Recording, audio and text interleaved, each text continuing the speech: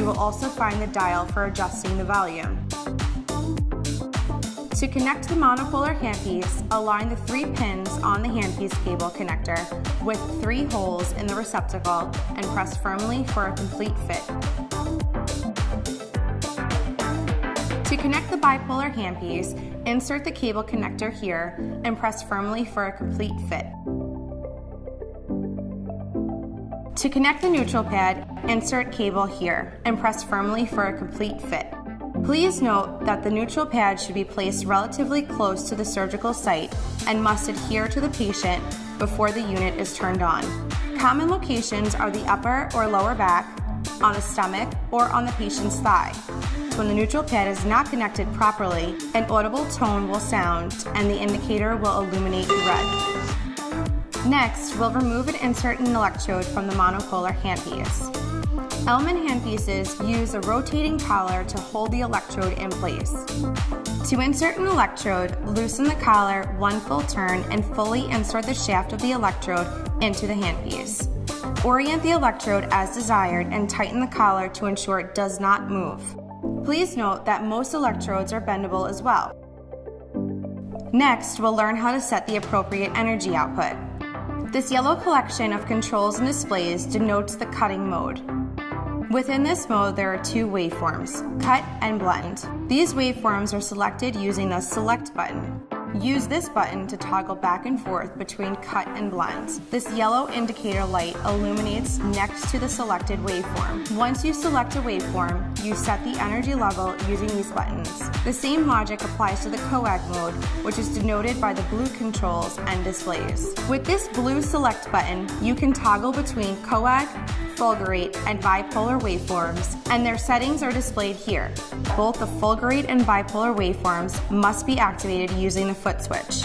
The yellow pedal indicates the waveform selected on the upper LED readout, and the right blue pedal activates the waveform selected on the lower LED readout. Remember, you can tell which waveform is selected by looking at the yellow and blue indicator lights. Before using the generator, it is very important to determine the proper setting that allows you to efficiently cut through the tissue without the electrode dragging or the tissue sparking. The best way to do this is using a piece of beefsteak as a specimen. To familiarize yourself with this process, please get a piece of beefsteak and follow along using your own generator. So let's begin by looking at the 2 problems you will encounter if the settings are not right. Firstly, a dragging electrode indicates the power is too low. To experience tissue drag, lower the setting to a very low level of 3 and try to cut through the beefsteak. You will feel tugging and pulling on the tissue and see tissue getting stuck to the wire electrode. The second problem is when the power is too high. This causes tissue sparking. To experience tissue sparking, raise the setting to a very high level of 50 and try to cut through the beefsteak. The electrode will cut easily, but you will see the tissue sparking. The ideal power setting is just above tissue drag, between 15 and 20, so it glides through the tissue smoothly and easily with no sparking and no drag. Perfect! It is important to understand that the wire does not use heat to cut. Rather, it works by transmitting different waveforms into the tissue, which in turn cause the tissue to react in different ways, all of which gives you varying amounts of cutting and coagulating effects. I'm using the cut waveform here by pressing this distal yellow button, which allows you to make incisions as easy as this. Notice how pink and raw the tissue remains on the inside. The Surgitron generator produces much less thermal damage, so you don't get any of that charred or burned effect that you may get with traditional low-frequency electrosurgery.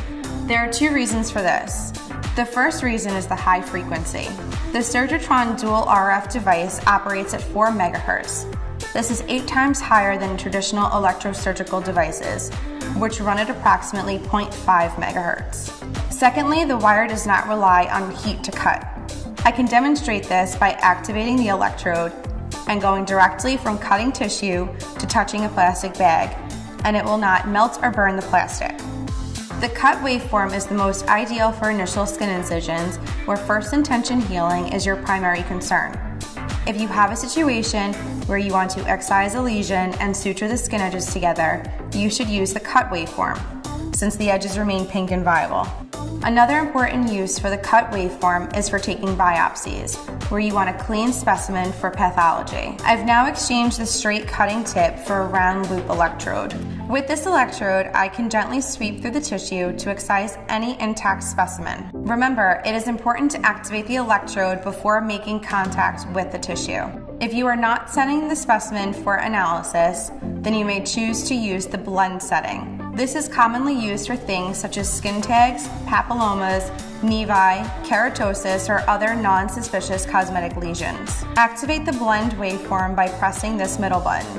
The blend waveform is a combination of cutting and coagulation, which helps control bleeding while incising or excising tissue. Again, notice that the underlying tissue is not burned or charred, which should result in excellent healing with minimal scarring. The coag waveform is used for achieving hemostasis.